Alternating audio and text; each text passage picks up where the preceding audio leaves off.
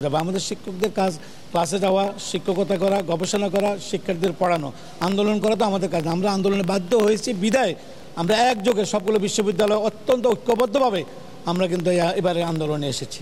না, কোটা আন্দোলন তাদের অধিকার নিয়ে তারা কথা বলছে, এটার সাথে শিক্ষকদের কোনো সম্পর্ক নেই। এটা তো ছাত্রদের ব্যাপার, তারা কি করবে না করবে, এটার সাথে শিক্ষকদের কোনো সম্পৃক্ততা নেই।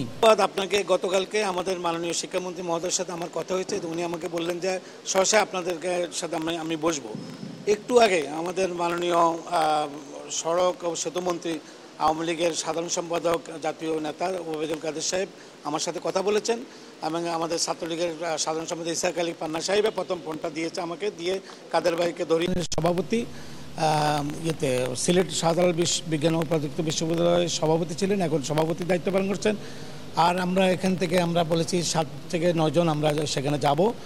তার মধ্যে ঢাকা বিশ্ববিদ্যালয় শিক্ষক সমিতি থেকে 2-1 জন যাবেন, আর ফেডারেশন থেকে বাকিরা, যেমন আমাদের বুয়েটের প্রেসিডেন্ট, জগন্নাথের প্রেসিডেন্ট, তারপরে আমাদের জাহাঙ্গীরনগরের প্রেসিডেন্ট, কৃষি বিশ্ববিদ্যালয় শেরেবাংলা, এই যারা কাছাকাছি আছে, খুব অল্প সময়ের মধ্যে তো আমাদের পৌঁছতে হবে। তো আমরা সেখানে গিয়ে আমাদের দাবিগুলো উপস্থাপন করব, যে দাবিগুলো আমাদের পূর্বে ছিল, এখনও একই দাবিতে আমরা অটল। সেটা হলো যে আমাদের প্রত্যেক স্কিম প্রত্যাহার করে আমাদের স্বতন্ত্র বেতন স্কেলে আসা ছাড়া আমাদের গত্যন্তর নেই। আর একটা জিনিস, যে 2015 সালে আমাদের সাথে যে জাতীয় বেতন স্কেলে যে আমাদের সাথে একটা সিদ্ধান্ত হয়েছিল যে আমাদেরকে সুপার গ্রেড দেওয়া হবে, সেটা তো সিদ্ধান্তই হয়েছে, সেটা দিয়ে দেওয়া হোক। এটাই হলো আমাদের মূল দাবিগুলো। যদি আমাদের স্বতন্ত্র বেতন স্কেল এসে যায়, তাহলে তো আমাদের প্রত্যয় বা কোথায় কী করবো, আমরা তো একটা বেতন কাঠামো দেবো, তার আলোকেই কিন্তু আমরা সামনে দিয়ে এগিয়ে যেতে পারবো।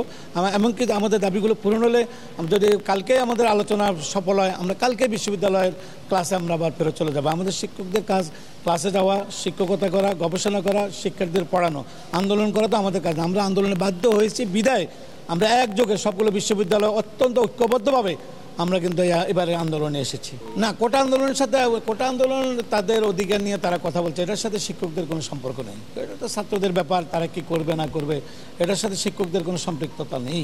সম্ভবত সকালবেলা হতে পারে, কারণ উনি সন্ধ্যে 7টায় উনি সাভারে একটা প্রোগ্রামে যাবে, ওখান থেকে আসতে হতে দেরি হতে পারে। তো সম্মানিত শিক্ষকরা এসে এতক্ষণ বসে থাকবেন, এটাও উনি এই কারণে শিক্ষকদেরকে সম্মান দিয়েই উনি প্রোগ্রামটা কালকে সকালে নিয়েছেন। আমাদেরকে উনি 7 জনের কথায় উনার সাথে আমার কথা হয়েছে। প্রথম উনি বললো 2-3 জন আসো, না 2-3 জন তো আমরা আসবো না, আমি আমার দল বল ছাড়া তো আমি একাকি কথা বলবো। তখন উনি বললো যে তাহলে তুমি, তারপর আমি ইসহাক আলী পান্নার মাধ্যমে কাদের ভাই আবার কথা বললেন যে ঠিক আছে 7 জন বা 8 জন তোমরা আসো, এরকম আর কি। ধন্যবাদ।